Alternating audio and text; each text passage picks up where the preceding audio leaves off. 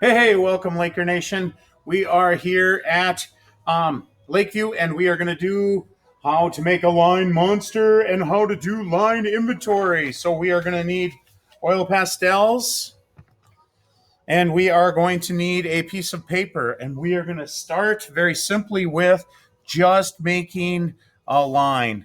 We're going to start by making a line that goes vertical down our page like this, and then I might take off a little bit of this and I might make a vertical line that goes thick. This is a characteristic or type of line. So I have thin line, I have thick line. Now I could take another one and I could make another thin line and I can put it over that and look how it looks. I could make a thick line that turns into a thin line that goes back to a thick line. And I'm just going to play making these marks different ways and seeing how I can make different marks at the same time. I'm going to play around with different materials and just make a whole bunch of vertical lines. So I'm going to play around as I make these lines and make these marks. I'm going to play around with the idea of these marks being more, just make sure that you can see it. There we go. My marks, and then I'm going to go over them with other colors. I can make a dashed line. I'm going to use a little purple here. I can make a dashed line that goes over the orange. It doesn't have to be a dashed line is a line that's an implied line. And I'm going to start to add on this side, I'm going to start to add some horizontal lines. So I'm going to go a line across. I'm going to make a thin line. I'm going to make a thin line that gets thick.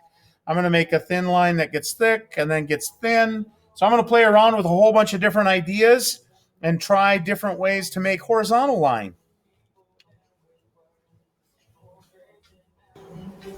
All right, so as you can see, I've experimented a lot with my color. I've made a lot of different line selections.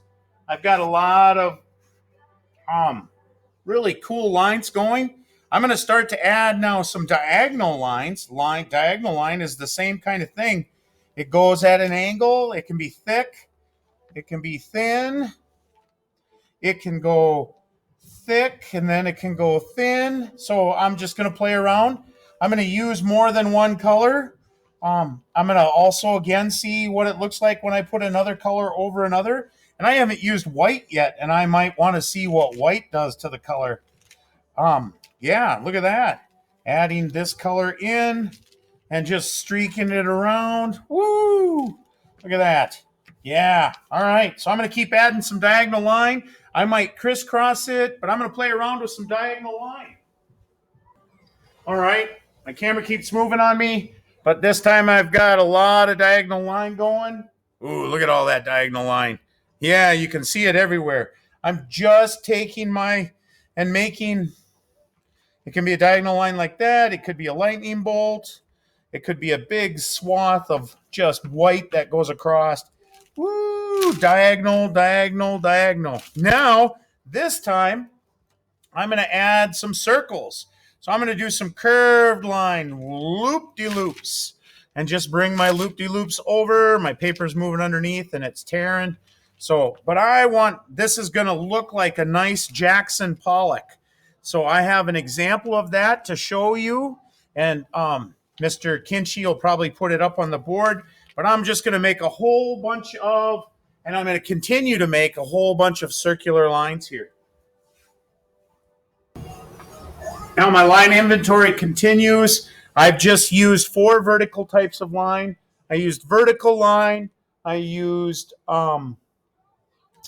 diagonal line. I used horizontal line. And I used curved line. And then I just filled it with layers. So I could finish, I could just keep going and adding layers, layer upon layer upon layer. And it just doesn't matter. It could be curved lines now. Now it could be, yeah, woo, woo. And it doesn't matter if it looks cool, if it looks bizarre, that's okay.